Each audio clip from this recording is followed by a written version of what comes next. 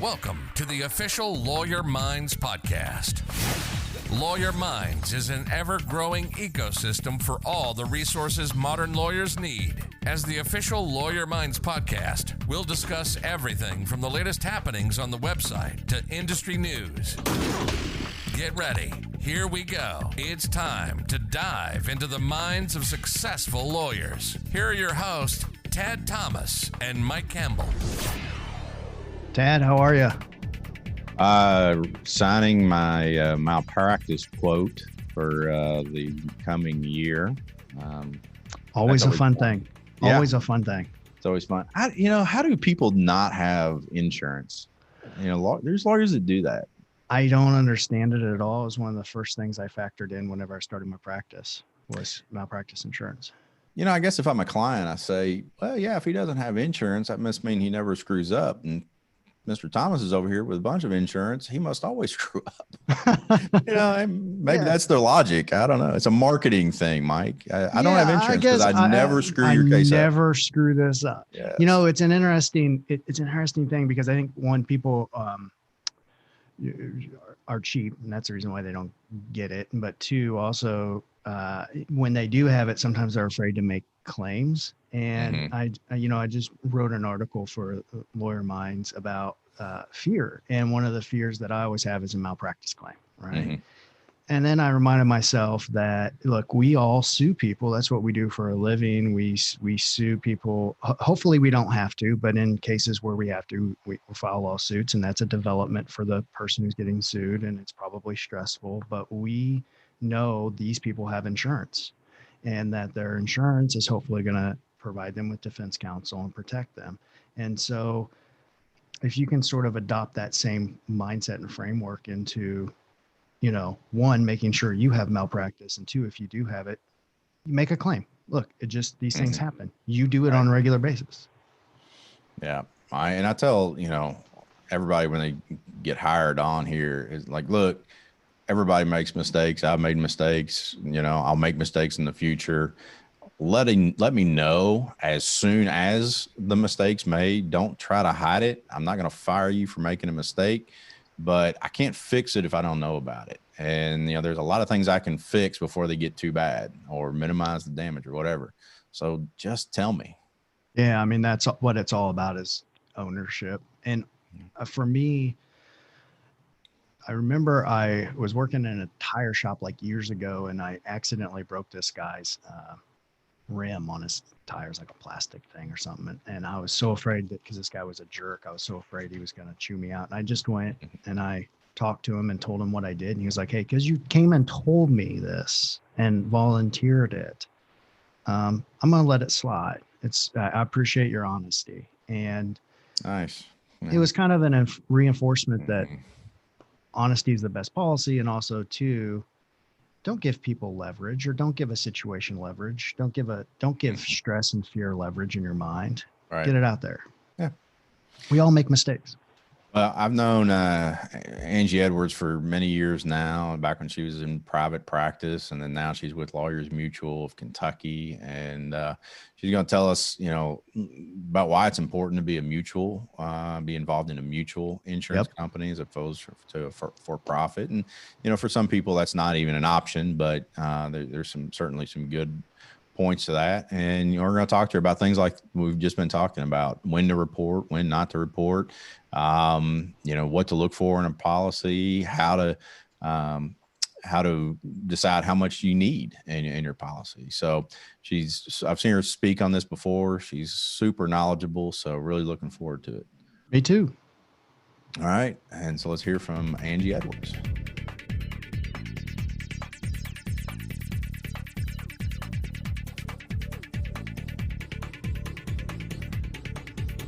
We're here today with Angela Edwards. Hey, Angela, how are you?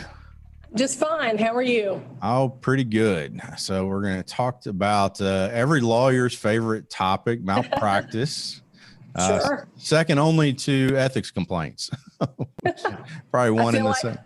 I feel like I'm, the dentist or the doctor. Nobody wants to see me or call me. Until they need you. That's right. Until they need you. Yeah, and here you are. Yeah. Angela, tell us a little bit about yourself. You were a lawyer for many years and then transitioned into the insurance world. Tell us about that. Yeah, well, I was in private practice for about 25 years before I transitioned out. But during that time, I was in, a mid-sized firm, and then after a merger, what became a bigger firm, a pretty good-sized firm. And over the course of that time, I did a little bit of everything, but primarily focused on commercial litigation at times, employee benefits, ERISA litigation for probably the bulk of my career. And also during that time, I did attorney and accountant malpractice defense work for, a couple of the bigger carriers.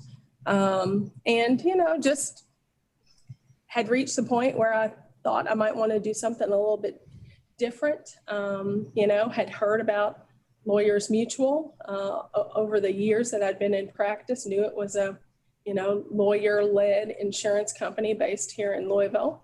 And I knew Pete Gullett not well, but he's a bit legendary. My predecessor is a bit of a legend here in Kentucky. And I saw that he was planning to retire, and Lawyers Mutual was looking for a new CEO. And it really just kind of intrigued me. I wasn't sure if the company was looking for another lawyer to lead Lawyers Mutual, or if they were looking for an insurance executive, which certainly I was not, and wasn't sure that I was the right person, but curiously applied. And then in February of 2018, I transitioned over to Lawyers Mutual and became CEO on July 1. So the intention and the plan was that I come over and get an opportunity to work with and under my predecessor for a few months before taking on the job responsibilities. And Pete is still around. He's still with Lawyers Mutual. He's just no longer the CEO and is doing more claims handling exclusively, which he enjoys very, very much.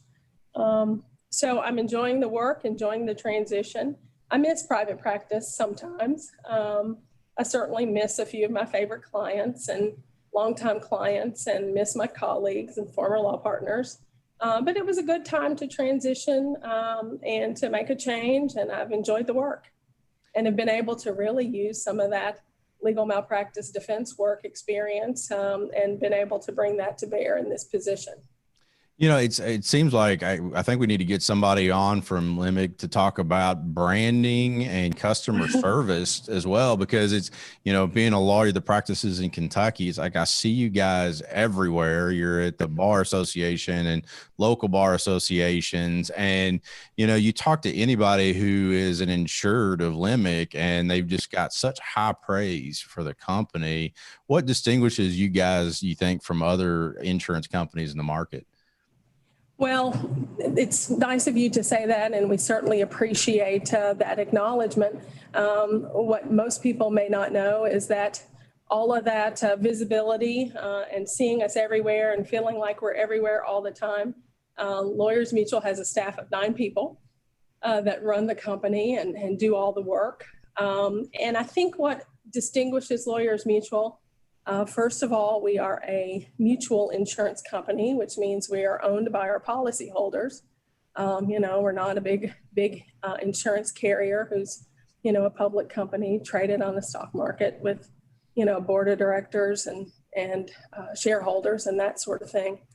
And so to fully answer your question, let me give you a 30-second history of Lawyers Mutual. So about 35 years ago, in the mid-1980s, the options available to lawyers for malpractice coverage in the state of Kentucky were pretty abysmal. There were no companies that had any local connections here in the Commonwealth. All the companies were outside of Kentucky, and they had really no connection or relationship or affiliation with any of the lawyers in the state. The prices and the rates were exorbitant. And a group of what I call, frankly, forward-thinking bar leaders decided to address that problem, and Lawyers Mutual was born. And we are the bar-sanctioned insurance company. We are one of several bar-related insurance companies across the United States and Canada. And we belong to an organization called NABRICO, which is the National Association of Bar-Related Insurance Companies. And their footprint's a lot like ours. Oftentimes they're single states, single line carrier. And it's really that flexibility that we have where we were created by Kentucky lawyers, for Kentucky lawyers, to serve Kentucky lawyers. I mean, we only write coverage for lawyers who do the primary bulk of their work in Kentucky. And that's our focus and our goal is to serve Kentucky lawyers. We want you to pick up the phone and you're going to get me on the phone, and you're going to get Pete on the phone, or our VP of claims. If you've got a policy question, you can talk to Lois, the VP of underwriting. You can get us on the phone. And, some of those larger carriers, if you tried to make those phone calls, they might tell you, well, call us back when you get a complaint and you get sued and the time is running, the clock's running. And we really pride ourselves on that service component. We want you to call us. We tell our insureds, when something's keeping you up, you wake up in the middle of the night like we've all done. Oh my gosh, something's wrong. I've missed that. Did I miss that deadline? Did I, make a mistake? Don't wait and try to figure it out. Give us a call. We can help you work through it, sort through it. Oftentimes we can do some claims repair before it even turns into anything. And I really think that's just what distinguishes us and our NABRICO sister and brother organizations is that service, the ability to reach us, to talk to us, to get our help, and to have us available to guide you really through the process. It's when I started practicing, I guess it was the whole issue with not having a state the carrier was still pretty fresh in a lot of the lawyers' minds. And so, when I started looking for insurance, all of the senior lawyers said, you got to go with Limit. And even to this day, when like I'm on listservs and somebody's looking for quotes and who do you use? You guys have such big advocates, even if the price may be a little higher, it's worth getting this kind of personal service. Tell us some of the other things, we have Kentucky lawyers, but a lot of national lawyers that are going to listen to the podcast. What are your top things when someone is searching for a new policy every year, requote it? What are the top few things that you would say, hey, look for these things in your policy and in your quote? Well, surprisingly, Tad, there probably aren't as many differences in the policies as you think. I mean, most of us carriers have pretty standard policies. I think the things that I like about our policy, and frankly, it's probably something you're going to find in most policies, but the one thing I think that may set us apart is that we really want our insured to have some say and be a part of the discussion in who is hired to represent him or her if they do need, to go to court and they get a claim. Some carriers, they have a panel. They're not interested in letting, the insured have a say in that regard. And we really do want our insureds to play a role in that. Now, does that mean we, don't sometimes get someone who makes a request and it's a lawyer who we know may not be the best choice, may not be the best advocate, the best person for that job. And in that instance, of course, we will, do our level best to convince our insured to go with a different person. But by and large, we want to make sure our insureds have some opportunity for input in terms of who represents them at that really important time. You want a policy that, offers some protection, some reimbursement if you get hit with a bar complaint. Bar complaints and malpractice lawsuits are not necessarily the same. If there's an ethical violation, there's not always a malpractice violation. And so most policies, ours included, offer some protection if you've had a bar complaint as well. And so the policies really are pretty universal. I mean, one company may offer, 15,000 of coverage for bar complaints. Another company may offer 10. But I think what we were talking about before with the personal service, that becomes really, I think, the deciding factor. With all things being pretty equal in terms of the policy provisions, I think you want a company that you can pick up the phone, you can stop by the office, you can, reach out and actually get a person and get some guidance and some help when you need it, and occasionally we'll get a call from a lawyer who doesn't really have a claim. It's not even really an incident, just something that's worrying them about a particular facet of his or her case. And sometimes we'll, step through it and help them think through the issues. We want people to reach out to us for guidance so we can help keep you from getting in trouble. And so when you got policies that are pretty universal, I think that's the distinguishing factor in my mind. What would you recommend as far as, I guess probably a lot of the people listening to this podcast are going to be plaintiffs, personal injury lawyers, Sure. What would you recommend for us as far as how we decide what our limits should be? Do you just pick the highest value case in the firm and that's it? Or, how do you look at that? Well, the first thing I would say is, in this day and age, it's hard to believe and really fathom that there are that many lawyers out there who still go naked, as they say, and don't have any coverage at all. So I think the first thing that I would say is, if you're new or you've hung your own shingle, you're starting out, you may not really, I'm never going to get sued or I'm not going to have any problems. I'll effectively self-insure the risk. Don't do that. Even if you go out and you get the smallest coverage available, get something to help protect your family and your practice and your family and your personal resources. It's really just important to do that. But, whether you're a lawyer's mutual insured or not, we just overhauled our website. So I should have looked. I hope it's still there. We've got something on our website called Choosing the Right Amount of Coverage. And it's just a little document that's got 5 or 6 points in it to help you think about, where you need to be. The other thing I'd say is, it's not a static concept. You decide you need this amount of coverage and you bury your head in the sand and you're doing your work and you're busy and you're practicing cases and you're advancing and you're growing. And all of a sudden you've got really sophisticated work in your practice. But yet you still got coverage from, coverage limits from 15 years earlier, when you were a new lawyer with, cases that didn't have as much value as the cases you have in your office now. So revisit that, every year when you renew. Think more critically about what that number should be. So consider the monetary value of the matters handled by your firm. Think about the highest risk case, the highest dollar value case you've got in your office. Now, that's not to say you need to go get insurance to fully insure that case, but maybe you do an average of the value of the cases in your office, and that gives you some benchmark for how much coverage you might need.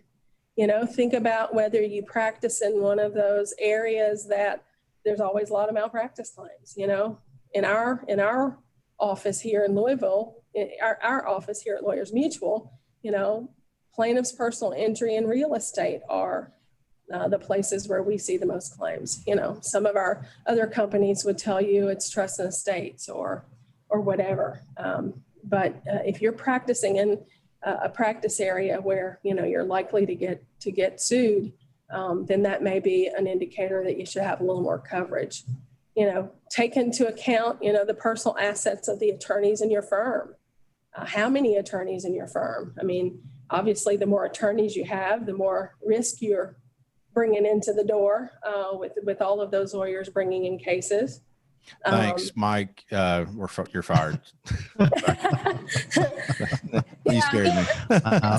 And some of it is just, evaluating your own attitudes about risk. It was a good run. It was a good run. Right. I'm pretty risk averse.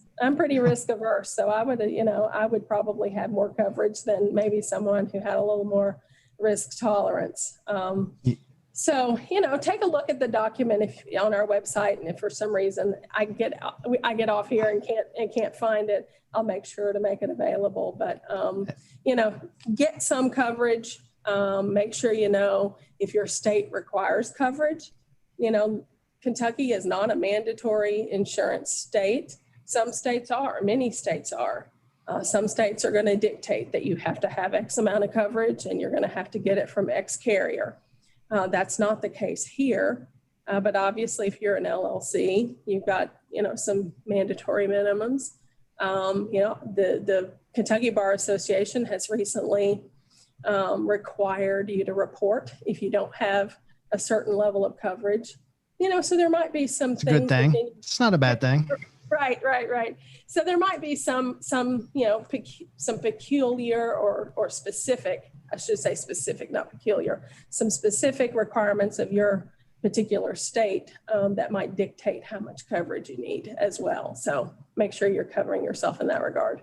So Angela, you talked earlier about lawyers waking up in the middle of the night, or at least not going to bed because they're, and I don't know any trial attorney who hasn't done that. I do it on a weekly basis. It seems like if you had like 2 to 3 major risk mitigation things that a personal injury lawyer could put into practice, I'm going to guess on 1 or 2 of them. It has to do with statute of limitations, but what are the 3 things or 2 things you would say put into your practice right now if you don't have them?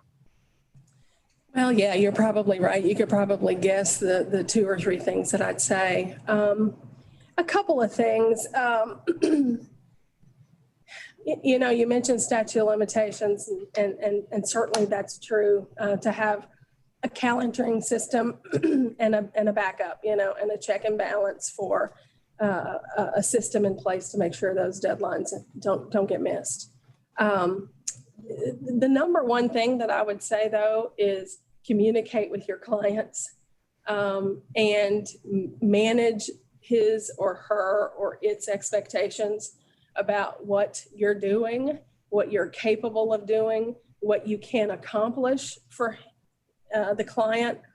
We've been doing CLEs virtually these past few months, and we have a presentation that we'd called the emerging trends in legal malpractice and ethics, and so we've affectionately modified it and called it legal malpractice, or the emerging trends in the landscape of legal malpractice and ethics, the pandemic edition.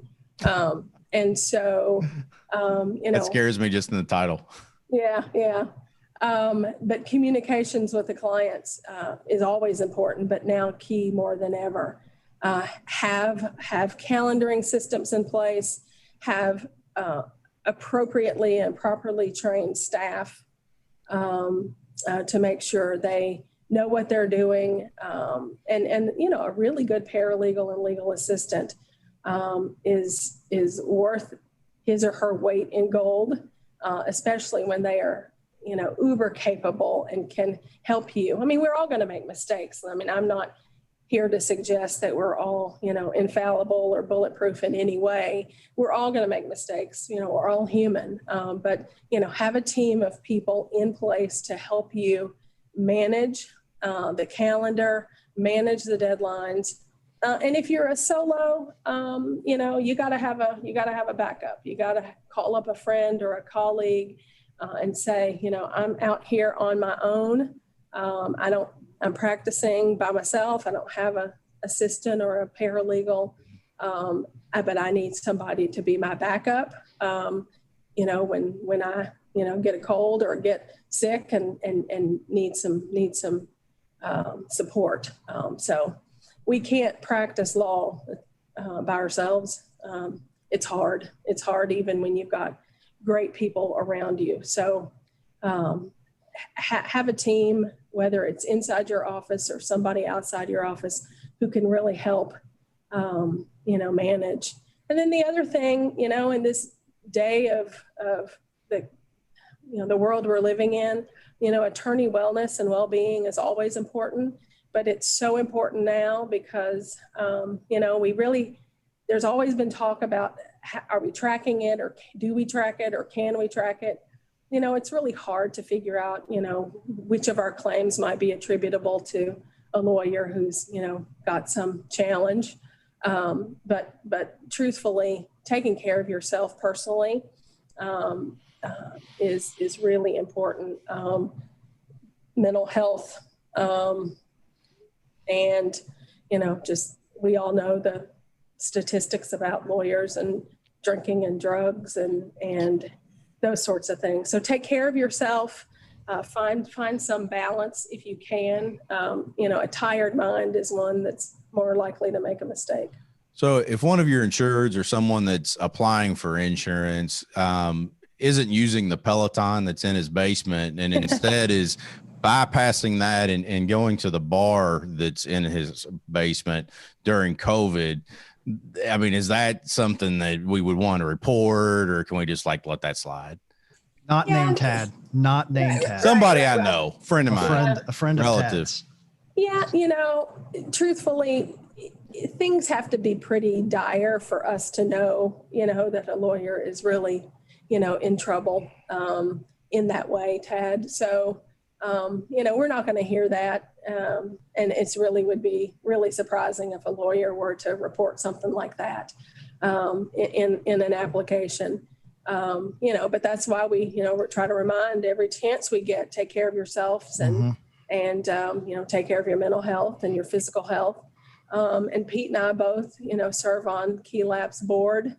So we try to be a bridge, at times if we can, to make sure that our insureds, and really not just our insureds. I mean, we insure about 2,375 lawyers across the Commonwealth.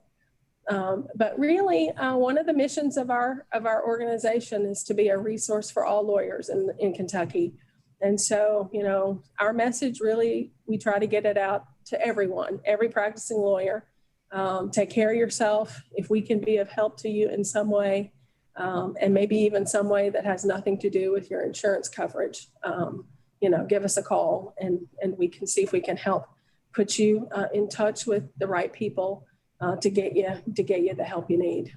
One of the things is anybody that I've run across that either, has had a malpractice claim or an ethics claim or something, substance, abuse related, I guess there's always something underlying the malpractice or the issue. And, so many of them, they tried to hide it, they tried to bury it and they tried to cover it up for a long time. And I guess on one side, how do you talk to people like that about the importance of reporting and admitting that there's a problem, and also, the implications of that for their policy, even, by trying to cover something up? Well, I sort of joked, I was being a little bit flippant early in my remarks about, if you were with a bigger carrier, you might call and the response would be, call us back when you get sued. I think insurance companies like ours, really want you to make that phone call. We want you to call early. We want you to advise us if it's, when we get a call, we open it as an incident, as a claim, or as a suit. Now, some people legitimately don't have any idea that something's coming until the lawsuit lands at the door. But by and large, lawyers have some sense if something's going awry. And we tell our insureds, call us. We can open it as an incident. We can send you what we call our trigger letter, which lets you know that you have reported this to us and that should something arise, should this incident turn into a claim or a suit, you have triggered your coverage. And really what that means is that you've avoided a notice problem. You get a situation where a lawyer, wakes up in the middle of the night, Mike, like you've said, and thinks, oh gosh, I bet my premium will go up if I talk to my insurance company about that. I'm going to fix this myself, and then, it all goes to hell, and then there's a real problem. And then the insurance company finds out, that this was something that's been percolating for 6 months or 9 months or heaven forbid a year. And depending on what the policy says about the notice provision, you might have just lost your opportunity to provide timely notice and given your insurance company an out, because they can tell you, sorry, you didn't provide notice. And I can tell you very candidly, that's never happened in the time that I've been here. And I bet Pete would probably tell you it's been a long time since that's happened here. And I think part of it is because we try to foster that relationship with our insureds and the lawyers in the state to pick up the phone and call us. So what I'd say to folks listening or watching who may not be insured with us or a company like us is, don't wait. The risk of eventually reporting something and then not having coverage, that the cost of not having any coverage is probably significantly more than the increase in premiums you might have had just by reporting something that may turn into nothing or may well be able to be resolved quickly and easily. These things don't get better with age. So take care of it early and try to get it resolved so you can really devote your resources to the practice and to the rest of your clients. Great. Angela, thank you so much for joining us. Really appreciate it. It's good information. Well, glad to be here. My takeaway, what I tell anybody who's listening is go get some coverage if you don't have any.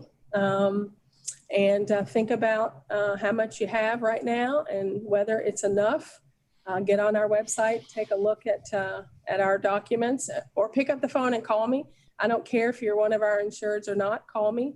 We'll talk through some of these issues and we'll help you try to arrive at the right number and whatever else that Lawyers Mutual can help you work through. We're glad to do it.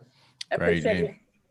And we'll put a link to your website on the show notes and the direct link to, those areas that you were talking about, how to decide how much coverage to get. And so that'll all be on the YouTube channel. So. Right. And communicate with your client and have engagement and declination letters. That's the other thing, Mike, that I would say. Those are invaluable pieces of your practice. Declination letters. Engagement letters and declination letters. Don't live without them. That's right. Every case, every client. Right. Yep. Right. Angela, thank you so much. Talk to you again soon. Well, thanks for having me. And if there's something else we could visit about down the road, don't hesitate to ask me again. I'd love to do it. Sounds great. Looking forward to it. Thank you. Take care.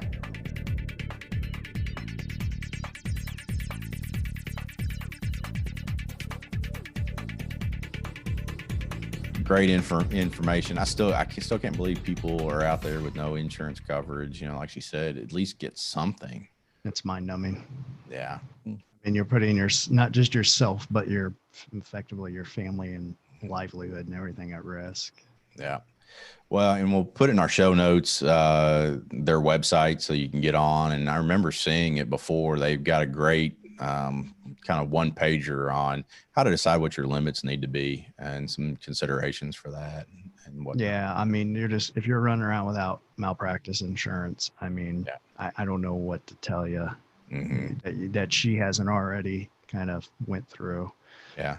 I'm surprised the bar associations, there's a lot of states that mandate it, but like Kentucky doesn't. You're mandated to say whether you have it or not, or say you don't if you don't have it, but they don't mandate that you have it. And that's one thing I would quibble with the bar association about. It's if we're really in this for the protection of our clients, that for instance, there was just a case here recently, in the last couple of years, defense lawyer turned plaintiff's lawyer, just stole a bunch of his clients' money, all out of his escrow account. Now he's being prosecuted, but there's only so much money to be had in the victim's compensation fund. So, right. I really think that this should be mandatory, and we ought to be able to take care of these clients. Mark Prince actually had a case like this. Our friend Mark down in Illinois, and I guess it would be up in Illinois for Kentuckians, and over in Illinois. Over. Straight west for me to get to Okay. Okay. Not a long drive to get some bourbon for him, not a long drive for you to get some barbecue. And he talked about, and his client, I remember talking about how the lawyer she had did the same thing, ran off with money, and then there's just no protection. And maybe those are the people who have malpractice insurance, but maybe we could encourage the bar association to have that information out there. Like these are the either it's recommended you get it, and we're going to put people up here who don't have it. Because you don't want to get if you're the attorney, you don't want to lose like everything. And then if you're the client, you also want to know if something goes wrong, I have some recourse here. Mike, good podcast, and we'll catch you on the next one. Sounds good, man. Looking forward to it. That wraps another episode of the official Lawyer Minds podcast. Please consider subscribing to the show wherever you listen to podcasts. Explore the other content Lawyer Minds has to offer and engage with us on social media. Your feedback on the show and ideas for future shows is always welcomed. See you next time.